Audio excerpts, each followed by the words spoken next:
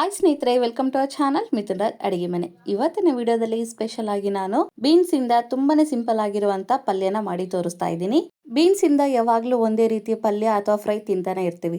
ಸ್ವಲ್ಪ ಡಿಫ್ರೆಂಟ್ ಆಗಿ ನಾನು ಹೇಳ್ಕೊಟ್ಟಿರಂಗೆ ಈ ವಿಧಾನದಲ್ಲಿ ಕಡಲೆ ಹಿಟ್ಟನ್ನ ಹಾಕ್ಬಿಟ್ಟು ಪಲ್ಯನ ಮಾಡಿ ನೋಡಿ ತುಂಬಾ ಇಷ್ಟಪಟ್ಟು ತಿಂತಾರೆ. ಚಪಾತಿ, ರೊಟ್ಟಿ, ಬಿಸಿ ಬಿಸಿ ಅನ್ನ, ಮುದ್ದೆ ಎಲ್ಲದಕ್ಕೂ ಸೂಪರ್ ಆಗಿರುತ್ತೆ. ಖಂಡಿತ ನಾನು ಹೇಳ್ಕೊಟ್ಟಂಗೆ ಈ ವಿಧಾನದಲ್ಲಿ ಒಂದ್ಸರಿ ಟ್ರೈ ಮಾಡಿ ನೋಡ್ತಿರಲ್ವಾ? ಇನ್ಯಾಕೆ ತಡ, ಇವತ್ತೇ ಈ ರೆಸಿಪಿನ ಟ್ರೈ ಮಾಡಿ ನೋಡಿ. ಮೊದಲನೇದಾಗಿ ನಾನು ಒಂದು 250 ಗ್ರಾಮ್ ಅಷ್ಟು ಅಂದರೆ 1/4 kg ಬೀನ್ಸ್ನ ತೊಳೆದ್ಬಿಟ್ಟು ಈ ರೀತಿ ಸಣ್ಣದಾಗಿ ಕಟ್ ಮಾಡಿಕೊಂಡು ಒಂದು ಪ್ಲೇಟಲ್ಲಿ ಹಾಕ್ಕೊಂಡಿದ್ದೀನಿ. ಬೀನ್ಸ್ ಕ್ವಾಂಟಿಟಿನ ಜಾಸ್ತಿ ಕಡಿಮೆ ಮಾಡ್ಕೋಬಹುದು. ನಂತರ ಕುಕ್ಕರಲ್ಲಿ 2 ರಿಂದ 3 ಟೇಬಲ್ ಸ್ಪೂನ್ ಅಷ್ಟು ಎಣ್ಣೆ ಹಾಕ್ತಿದ್ದೀನಿ.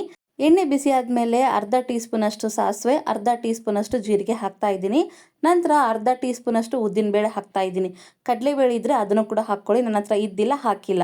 ನಂತರ ಕರಿಬೇವನ್ನ ಹಾಕ್ಬಿಟ್ಟು ಕೈ ಆಡಿಸ್ಕೊತಾ ಇದ್ದೀನಿ.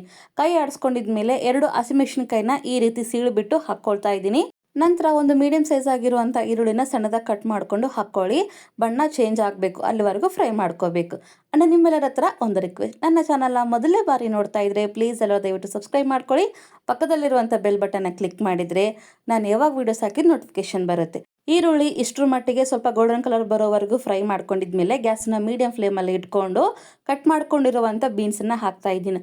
ಎಲ್ಲ ಬೀನ್ಸನ್ನು ಹಾಕ್ಕೊಂಡಿದ್ಮೇಲೆ ಇನ್ನೊಂದ್ಸರಿ ನೀಟಾಗಿ ಮಿಕ್ಸ್ ಮಾಡ್ಕೊಳ್ಳೋಣ. ಎಣ್ಣೆಯಲ್ಲಿ ನಾವು ಬೀನ್ಸನ್ನು ಈ ರೀತಿ ಫ್ರೈ ಮಾಡಿಕೊಂಡ್ರೆ ಒಳ್ಳೆ ಟೇಸ್ಟ್ ಬರುತ್ತೆ, ಎಕ್ಸ್ಟ್ರಾ ಟೇಸ್ಟ್ ಅಂತಲೇ ಹೇಳ್ಬೋದು. ಮುಚ್ಚಳನ ಮುಚ್ಚಿ 2 ರಿಂದ 3 ನಿಮಿಷ ಮಧ್ಯೆ ಮಧ್ಯೆ ಮಿಕ್ಸ್ ಮಾಡ್ಕೊತ ಕಲಿಸ್ಕೊತ ಸ್ವಲ್ಪ ಹೊತ್ತು ಫ್ರೈ ಮಾಡ್ಕೊಳ್ಳೋಣ. ಈ ರೀತಿ 2 ರಿಂದ 3 ನಿಮಿಷ ಫ್ರೈ ಆಗಿದ್ಮೇಲೆ ಇನ್ನೊಂದ್ಸರಿ ನೀಟಾಗಿ ಮಿಕ್ಸ್ ಮಾಡಿಕೊಂಡು ಇವಾಗ ಇದಕ್ಕೆ ಫ್ರೆಶ್ ಆಗಿರುವಂಥ 1 ಟೀ ಸ್ಪೂನ್ ಅಷ್ಟು ಶುಂಠಿ ಬೆಳ್ಳುಳ್ಳಿ ಪೇಸ್ಟನ್ನು ಹಾಕ್ತಾ ಇದ್ದೀನಿ. ಶುಂಠಿ ಬೆಳ್ಳುಳ್ಳಿ ಪೇಸ್ಟು ಫಸ್ಟಿಗೆ ಹಾಕೋದ್ರಿಂದ ತಳಕ್ಕೆ ಅಂಟ್ಕೊಂಡ್ಬಿಡುತ್ತೆ, ಹಾಗಾಗಿ ಆಮೇಲೆ ಹಾಕ್ಕೋಬೇಕು.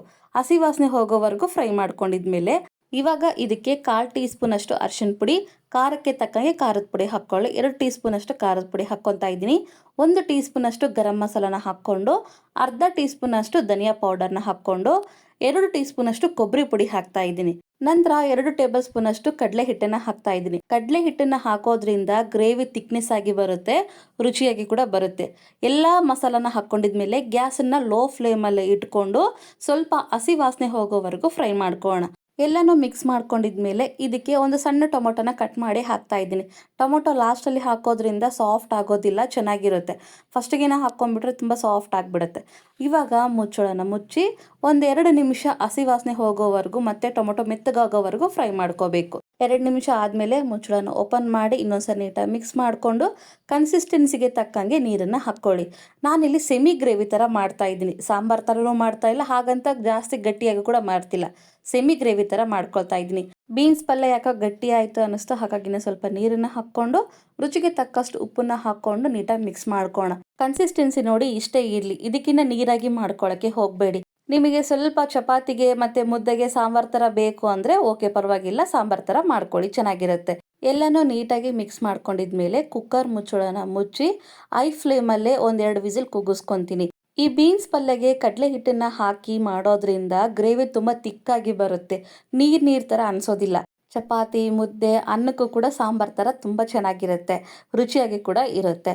ಕುಕ್ಕರ್ ವಿಸಿಲ್ ಹೋಗಿದ್ಮೇಲೆ ತೋರಿಸ್ತಾ ಇದ್ದೀನಿ ನೋಡಿ, ಗ್ರೇವಿ ಎಷ್ಟು ಚೆನ್ನಾಗಿ ಬಂದಿದೆ, ಮೇಲ್ಗಡೆ ಎಣ್ಣೆ ಎಲ್ಲ ತೇಲಿದೆ.